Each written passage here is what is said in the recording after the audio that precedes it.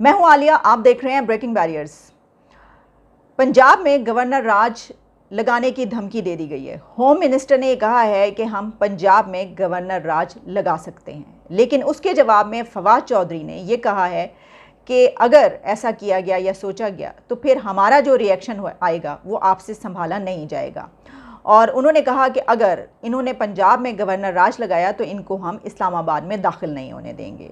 तो वो इनको वहाँ पर दाखिल नहीं होने देंगे और ये इनको इधर दाखिल नहीं होने देंगे।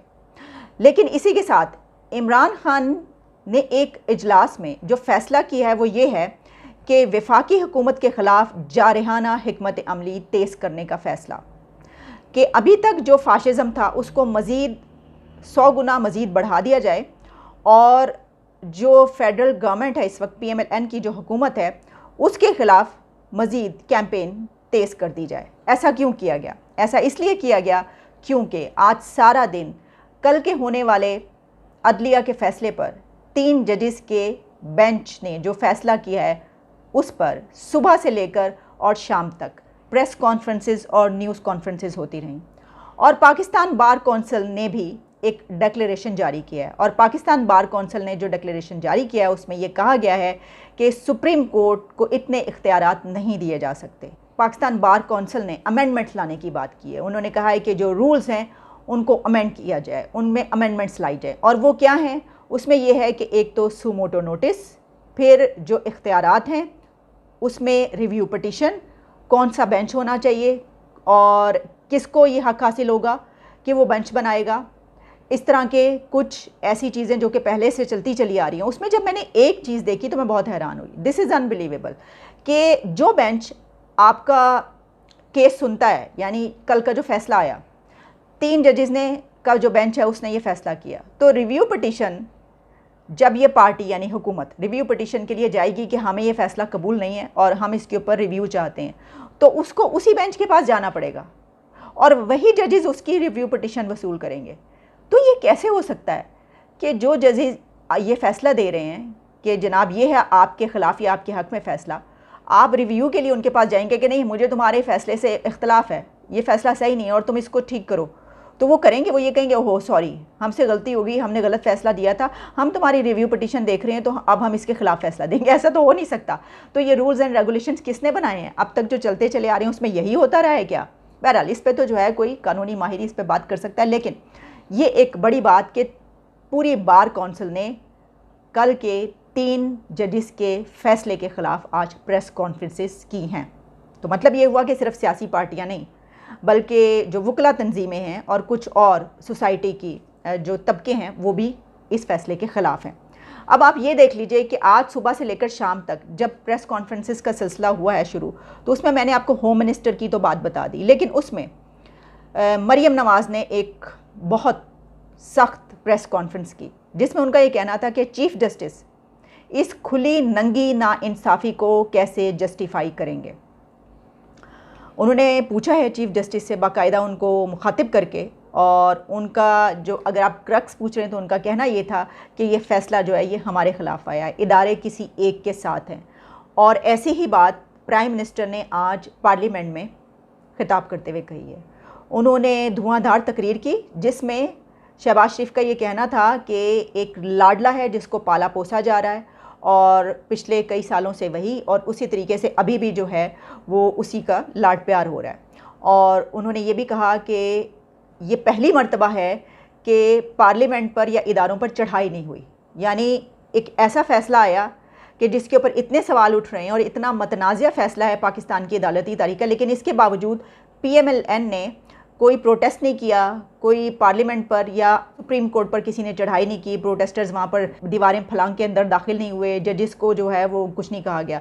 वो ये बात इसलिए कर रहे हैं क्योंकि ये सवाल उठाया जा रहा है जो हमने पहले भी उठाया था कि क्या जिस तरह इमरान खान एक ऐसी कैंपेन लेकर चलते रहे हैं जिसमें उन्होंने सबको दीवार से लगाया है और एक ऐसा फाशिज़म के जो प्रोटेस्टर्स हैं वो दीवारें फलांग फलांग के जो है दाखिल होते हैं, इस बात को उन्होंने जो है शहबाज शरीफ ने ये बताया।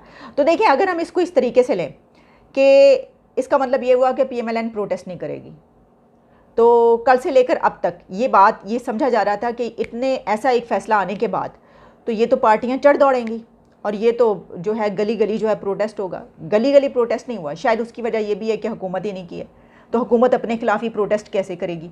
लेकिन इसमें एक और चीज़ है, इमरान खान तो हमें ये करते हुए नज़र आए, चाहे वो हुकूमत में हो या हुकूमत से बाहर। अच्छा, ये जो है ना स्ट्रेटजी का भी वो होता है, जैसे ही कोई फैसला आता है इमरान खान के हक़ में या ख़िलाफ़, वो फौरी तौर पर टेलीविज़न पर नमूदार होते हैं और शुरू हो जाते हैं। वो अपनी प्रेजेंस शो करवाते हैं कि ये देखो मैं तो ईंट से ईंट बजा दूंगा, डरा देते हैं, धमका देते हैं, सवाल करेंगे, जवाब चाहिए, ये सब ठीक है। यहाँ पर सारी रात जो है वो सिर्फ सोशल मीडिया पे हंगामा रहा है और शदीद किस्म का हंगामा रहा है। बहुत सवाल उठते रहे हैं और बहुत तनकीद की गई है। हमारे कम से कम मेरे सामने तो मैंने पहली मर्तबा देखा है कि जजिस पे जिस तरह ये तनकीद की गई है। इससे पहले कहा जाता है कि 90s की जो सियासत होती थी उसमें जो है वो काफ़ी ऐसे फ़ैसले आए कि जहाँ पर सुप्रीम कोर्ट पे जो है बहुत कुछ हुआ और ये सब कुछ, लेकिन इस तरीके से प्रैक्टिकली जो है वो नाम ले लेके 3 बेंच के उन 3 जजिस को जो है वो पुकारा गया और कहा गया है कि ये क्या किया है और ये जो है डिक्टेशन है, ये किसी के कहने पर किया गया। तो ये बात की जा रही है कि ये बाय डिज़ाइन है, यानी झरलू फिरने वाला है। एक मरतबा फिर नेक्स्ट इलेक्शन में झरलू फिरेगा और इमरान खान को दोबारा लाने की तैयारियां हो रही हैं। और ये जो स्टैंड आ रहा है, जो सब कुछ नज़र आ रहा है और जो बातें की गई हैं, मैं आपको उसका लुब्बे लुबाब यानी कि क्रक्स बता रही हूँ, जिसने वज़ीर आज़म शहबाज शरीफ से लेकर मरियम नवाज़ और राना सनाउल्लाह, होम मिनिस्टर, जितने भी PMLN का स्टैंड, और इसके अलावा जो दूसरी पार्टियाँ हैं कि भाई ये जो, और वैसे अगर आप तज्ज़िया करें देखें तो ऐसा ही कुछ नज़र आ रहा है कि ये जो है ऐसा इसलिए किया गया है कि इमरान खान बिल्कुल फेल हो चुके थे। उनकी जो गवर्नमेंट है वो बिल्कुल एक बहुत बड़ा फेलियर थी और इतने अरसे के बाद, इतने एक उधम धाड़ के बाद वो आए थे और उसके बाद वो कुछ नहीं कर पाए, तो उनके सर से ये सारा मलबा उतारना था और किसी और के सर पर डालना था। तो अब हुआ ये कि एक हुकूमत को लाया गया कि दिवालिया होने से बचा लें। तो अब PMLN कह रही है कि हमने तो पाकिस्तान की खातिर इस रियासत को बचाने के लिए कि ये दिवालिया होने से इसको बचाया जा सके, इसलिए हम आए। लेकिन उनके साथ ये सलूक होगा, उनको इसका पता नहीं था। अब पता नहीं था, आप जानते नहीं है। एक तरफ आप ये भी कह रहे हैं हमेशा का लाडला, और दूसरी तरफ आप कह रहे हैं कि आपको पता नहीं था। ये तो पता होना चाहिए था आपको कि आपने फिर क्यों मानी बात। लेकिन देखिए, हर एक्शन का एक रिएक्शन होता है और आप जो भी करते हैं फिर उसका नतीजा तो निकलता है। तो अब देखें होता क्या है। टकराव की सूरत हाल बहुत ज़्यादा है। इस सिचुएशन में हमने ये देखा कि जिसके लिए सब कुछ हो रहा है, हमजा शहबाज साहब, वो तो कहीं नज़र ही नहीं आए, ठीक है ना। तो फिर ये होता है कि आपके लिए लोग उसी वक्त उठते हैं कि जब आप में इतनी ताकत हो और आप जो है मुठ खड़े हो। लेकिन और जो एक बड़ा स्टैंड से भी नज़र आ रहा है कि नवाज़ शरीफ जो है वो यही चाहते हैं कि फौरी तौर पर इलेक्शन करवा दिए जाए, क्योंकि वो ये समझ रहे हैं कि ये जो है ये सही नहीं है, उनकी पार्टी के लिए सही नहीं है। अब पार्टी बचानी है या ये मुल्क बचाना है, इसके ऊपर ये कहा जा रहा है कि फिर अगर ऐसा है तो हुकूमत को भी ये चाहिए कि पाकिस्तान और ये मुल्क उसी मोड़ पर, वहीं पर लाकर छोड़े कि जहाँ पर उनको मिला था। कि इमरान खान ने जिस मोड़ पर दिया था पाकिस्तान, उसी मोड़ पर, वहीं पर वो बारूदी सुरंगे मुरंगे बिछा के वापस उनको दे दिया जाए कि ये ले जनाब, अब आप दिवालिया होना चाहते हैं, नहीं होना चाहते, आपकी मर्ज़ी है, इमरान खान की मर्ज़ी है, आप जो करना चाहते हैं इस मुल्क के साथ ये कीजिए। अब ये बात की जा रही है कि ऐसा करना चाहिए, जवाब इस तरीके से देना चाहिए कि जिस तरह इमरान खान ने अपने आप को अच्छा करने के लिए और मुल्क को जो है सामने नहीं रखा, ये बात कही जाती है, और कीमतें कम से कम करते चले गए, तो उसी तरीके से ये भी सारी कीमतें जो हैं वो कम कर दें और महंगाई बिल्कुल, ताकि लोग जो हैं वो इनकी तरफ हो जाएं और फिर ये कहें कि ये लें आपका मुल्क, आप इसको जिस तरह भी हमने जहां आपसे लिया था वहीं पे छोड़ें आपके पास। ये बात भी कही जा रही है। तो अब देखें होता क्या है। देखें, एक तरफ तो दो सूरतें हैं, या तो अगर कोई ऐसा स्टैंड ले लिया जाता है कि ये तो पार्टियां ख़त्म हो जाएंगी, बाकी अगर वन पार्टी रूल लग रहा है कि अगले 5 साल या 10 साल ऐसा लग रहा है कि वन पार्टी रूल, अब ये इलेक्शन के बाद ही पता चलेगा वैसे तो हमें, क्योंकि उससे पहले जो है एक और सेटअप आएगा। तो कहीं ऐसा ना हो कि कोई उस सेटअप को ही कोई इतना वो प्रोलॉन्ग हो जाए, कोई ऐसे दरमियान में कुछ ऐसे वाक़यात हो जाएं कि पता ये चले कि कोई और ही सिस्टम आ गया। होने को यहाँ पर कुछ भी हो सकता है, लेकिन जो सिचुएशन है इस वक्त की वो मैंने आपको बता दी है। इल्ज़ामात ये लगाए जा रहे हैं कि ये जो है ये तो किसी को लाने के लिए ये सब कुछ किया जा चुका है जी। इसमें आखिरी बात ये है कि इरफान कादिर साहब ने ये कहा है कि जिस अदलिया पर फ़र्द वाहिद चीफ़ जस्टिस हावी हो जाए वो अदलिया आज़ाद नहीं हो सकती। उन्होंने कहा है कि ऐसी जुडिशरी के जिस पर सिर्फ एक चीफ़ जस्टिस की वो जुडिशरी हो, सुप्रीम कोर्ट चीफ़ जस्टिस का हो, आवाम का ना हो, पब्लिक का ना हो, बल्कि चीफ़ जस्टिस का सुप्रीम कोर्ट हो, तो फिर उन्होंने कहा कि वहाँ पर जो है वो जुडिशरी आज़ाद हो, ऐसा नहीं किया। तो आपको नहीं पता कौन से नंबर है पर हमारी जुडिशरी, कौन से 130 से नीचे है ना, बड़ा ज़बरदस्त हाई क्लास नंबर आया था हमारा अदलिया के इंसाफ के उस पर।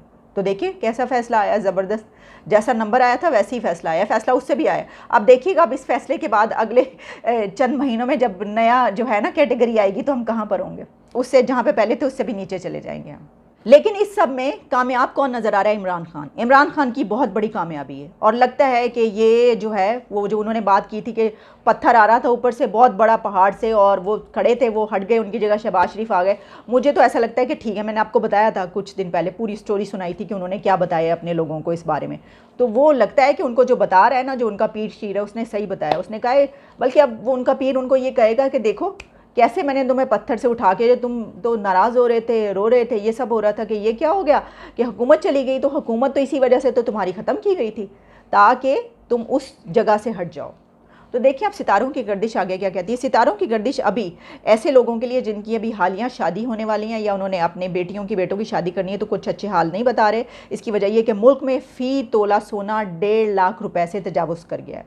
1,52,000 जो है वो हो गई है और इसमें फ़ी तोला सोना की प्राइस और 2500 रुपये 2500 रुपीज़ इंक्रीज़ हुआ। और सिर्फ यही नहीं बल्कि डॉलर जो है वो भी ऊपर बढ़ता चला जा रहा है, डॉलर कम नहीं हो रहा। और दूसरी तरफ हुकूमत की तरफ से कहा जा रहा है कि IMF प्लान मिल रहा है, उसमें कोई परेशानी नहीं।